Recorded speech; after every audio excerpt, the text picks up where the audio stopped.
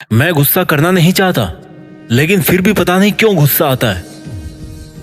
मुझे पता है कि मुझे सुबह लेट नहीं उठना चाहिए, लेकिन मैं फिर भी सुबह अपने आलस्य को कंट्रोल नहीं कर पाता। मुझे पता है कि मुझे वेट लॉस करने के लिए और अच्छी फिटनेस बनाने के लिए रेगुलर एक्सरसाइज करना चाहिए और जंक फूड नहीं खाना चाहिए, लेकिन फिर भी खुद के ऊपर सेल्फ कंट्रोल नहीं है।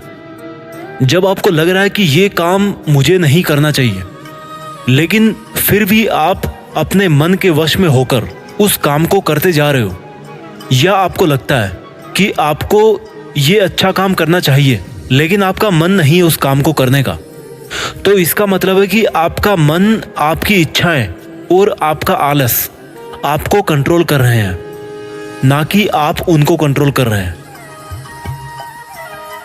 मैंने कई लोगों के मुंह से सुना है कि वो नशा छोड़ना चाहते हैं, बुरे लोगों की संगत छोड़ना चाहते हैं, कुछ दिन तक छोड़ भी देते हैं, लेकिन फिर कभी ऐसा दिन आता है कि उनको वो नशा दिखाई देता है और वो ये सोच करके अपना सेल्फ कंट्रोल लूज कर देते हैं कि चलो एक बार और कर लेते हैं, क्या बिगड़ता है।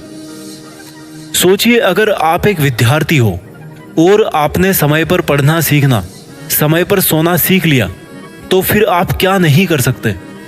हमारे मन की इच्छाओं की ताकत बहुत इंटेंस होती है और कभी कभी उनका लेवल इतना बढ़ जाता है कि हमें उन इच्छाओं को पूरा करना ही पड़ता है। अब मैं आपको सिखाऊंगा कि आप सेल्फ कंट्रोल कैसे करें।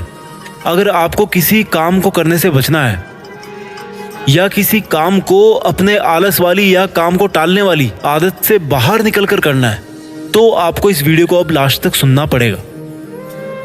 मान लीजिए आपको टीवी नहीं देखना, तो उस वक्त आप अपने आप को कुछ देर के लिए रोक दीजिए। आप ये मत सोचिए कि आप उस काम को नहीं करेंगे, आप केवल इतना सोचिए कि आप उस काम को सिर्फ अगली 5 मिनट तक नहीं करेंगे, या अगली 10 मिनट तक नहीं करेंगे, या फिर अगले 1 घंटे तक नहीं करेंगे।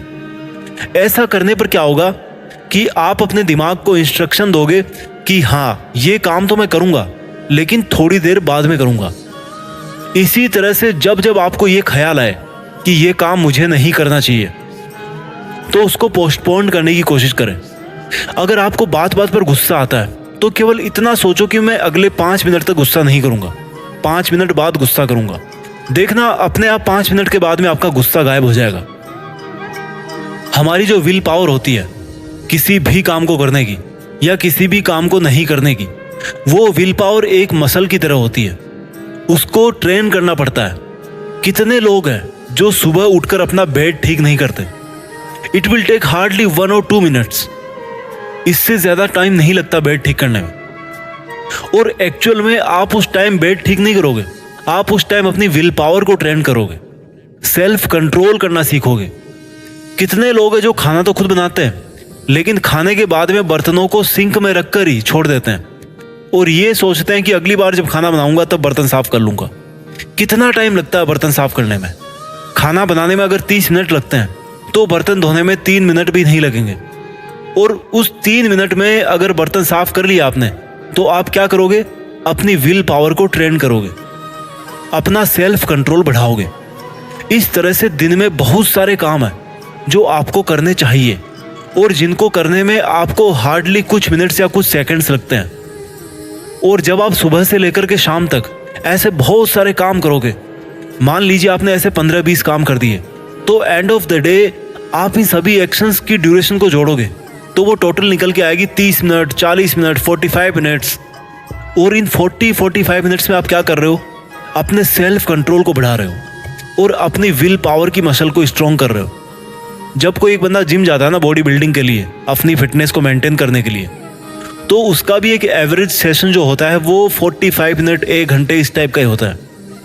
और वही बंदा डेली 1 घंटा वर्कआउट करके, 45 मिनट वर्कआउट करके 5-6 महीने तक जब लगातार वर्कआउट करता है, या 1 साल तक जब वो वर्कआउट करता है, अपनी बॉडी को ट्रेन करता है, तो उसकी फिटनेस अलग से नजर आती है। सेम चीज अप्लाई होती है हमारी विल पावर पे, हमारे सेल्फ कंट्रोल पे, हमारे सेल्फ डिसिप्लिन पे। आइंस्टाइन ने कहा है कि कंपाउंड इफेक्ट जो होता है ना, वो दुनिया का 8वां अजूबा है। तो अगर आप डेली 45 मिनट्स अपने आप को सेल्फ कंट्रोल की ट्रेनिंग दोगे या अपनी खुद की विल पावर को बढ़ाने की ट्रेनिंग दोगे, तो 1 साल के बाद में आप पर कितना असर पड़ेगा। वो आप सोच भी नहीं सकते। अगर आप कुछ दिन तक लगातार ऐसा करोगे तो ऑटोमेटिक ये जो चीज है ना, वो आपके सबकॉन्शियस माइंड में जाके बैठ जाएगी, आपकी आदत में ही आ जाएगी ये चीज। एक बार एक नया राजकुमार था। वो पहली बार घोड़े पर बैठा। घोड़ा भी नया था और राजकुमार भी नया था।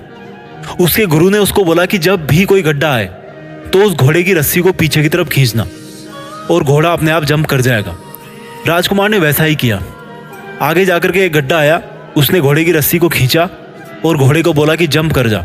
घोड़े ने उस गड्ढे को जंप कर दिया। फिर थोड़ी दूर आगे गया तो दूसरा गड्ढा आया।